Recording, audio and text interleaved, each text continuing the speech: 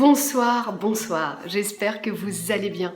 Ça me fait très plaisir de vous retrouver pour parler d'un thème qui, comme d'habitude, me plaît beaucoup. En même temps, forcément, oui, vous allez me dire, bah Amélie, c'est toi qui l'as choisi, donc c'est logique que ça te parle. J'aime bien aussi, voilà, ne pas vous parler que de choses liées à l'activité pure de photographe, mais plutôt aussi des idées un peu en mode développement personnel, comme c'est très à la mode. Donc, j'ai bouclé mes cheveux à la Nelly Olsen. Voilà, je le dis. Les boucles sont fraîches, mais après, ce sera joli dans la journée. Oui, parce qu'en fait, je tourne ça, on est le matin. Oh là là, mais pourquoi tu nous dis bonsoir si on est le matin, Amélie? Tu nous perds? Oui, je prends toujours un petit peu d'avance. En fait, je vous l'avais annoncé début juin. Quand j'ai une idée maintenant de vidéo, bim, je la tourne en direct. Alors, si je suis prête, sinon je me dis, bah tiens, demain je vais la tourner.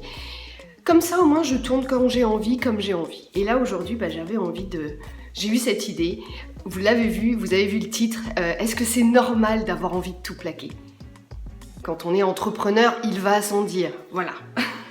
Alors, dis-toi une chose, pour te remettre le contexte, ça fera 11 ans en cette fin d'année que je suis installée, donc comme photographe professionnelle, en Bretagne, dans le Morbihan, blablabla. Bla bla. Mon entreprise, c'est Milly Photographe de l'instant, comme le nom de la chaîne YouTube. Merci Amélie. Alors, est-ce qu'en 11 ans, Amélie, tu as déjà eu envie de tout plaquer? Bah oui. Et puis, pas qu'une fois. Et puis, j'ai envie de te dire que c'est pas quotidien, mais c'est très souvent. Donc c'est normal. Très souvent, je parle toujours de mes accompagnés et de mes accompagnements parce que c'est aussi je viens me nourrir aussi moi des expériences que je partage avec mes accompagnés. Et oui, effectivement, revient très souvent le truc du style « Oh Amélie, ça fait, je sais pas moi, 3 semaines qu'on s'est pas eu au téléphone, là franchement j'en ai marre, j'en ai trop marre, j'ai envie de tout plaquer. » C'est normal. Donc ne te dis pas ouais c'est que c'est pas fait pour moi. Parce qu'en fait on pense, quand on devient photographe ou un autre métier passion, eh bien on se dit que on sera toujours à fond, que ce sera toujours génial, forcément c'est notre passion. Eh bien non. Parce que c'est une passion aussi qui nous nourrit, ça devient un métier, c'est plus quelque chose où on se dit tiens de temps en temps je vais faire quelques photos parce que ça me fait plaisir, etc. Là c'est un métier, on a des contrats et on est payé pour ces contrats et des fois il y a des contrats peut-être qui nous plaisent un peu moins que d'autres, etc. etc. Enfin il y a plein de cas de figure qui peut nous faire dire j'en ai marre, je veux tout plaquer. Donc ce que je veux te dire, ce que j'avais envie de partager aujourd'hui, c'est que c'est normal, ne t'inquiète pas, c'est totalement légitime et ne te déçois pas parce que la photo c'est ta passion. Ne sois pas déçu de toi-même, non c'est pas grave, c'est normal qu'à un moment t'en aies marre. Et je dirais que c'est peut-être même plus logique justement quand c'est un métier passion parce qu'on fait tellement les choses avec cœur qu'à un moment c'est juste très simple. On est très fatigué parce qu'on en fait trop, on se demande trop de choses. Si on était salarié, on ne ferait pas tout autant de choses. Surtout que le métier, alors je parle de métier de photographe, mais ce que je te dis, peu importe ce que tu fais, ça peut marcher aussi. Mais en tout cas, voilà, quand on est photographe, très souvent quand on est en freelance, quand on est indépendant, on est seul, donc on n'a pas forcément de secrétaire, on n'a pas de commercial, on n'a pas de retoucheur, etc., etc. Donc on va travailler souvent complètement seul et on va devoir gérer toutes les tâches. Et souvent quand on se lance, on ne pense pas à tout ce qu'il y a derrière. Et forcément, il y a des choses il y en a pour certains pour qui la comptabilité c'est une vraie tanasse, il y en a pour qui c'est la retouche, la vraie tanasse, etc., etc. Sauf que ça fait partie de notre métier, quoi. Et puis des fois, on en a marre. Et on se dit stop, j'arrête tout. Et qu'est-ce qui fait qu'on remonte en selle, si je puis me permettre l'expression? Eh bien, un mail d'un client ou un mail de futur client qui nous propose un projet de dingue. Et là, on se dit, ok, c'est pour ça que je fais ce métier. C'est ça qui me fait vibrer. Alors oui, j'ai des moments de doute, oui, je sais pas de quoi demain sera fait, oui, peut-être que le mois prochain, je vais pas pouvoir me sortir de salaire, que sais-je. mais je sais pourquoi je le fais. Je sais pourquoi chaque matin je me lève. Donc, ne t'inquiète pas, c'est normal et tu n'es pas seule dans ce cas de figure. Donc je sais pas si ça va te parler, moi j'avais envie vraiment de te partager ce truc parce que les gens se disent, par exemple, moi, voilà, ça fonctionne pour moi, tout va bien, c'est trop bien, ma petite entreprise, comme dirait l'autre, voilà, va bien et ne connaît pas la crise. Oh. Mais ça... La crise, elle peut tomber sur le coin du nez de n'importe qui. Hein. C'est pas parce qu'aujourd'hui je vais bien que demain j'irai pas bien. Bref.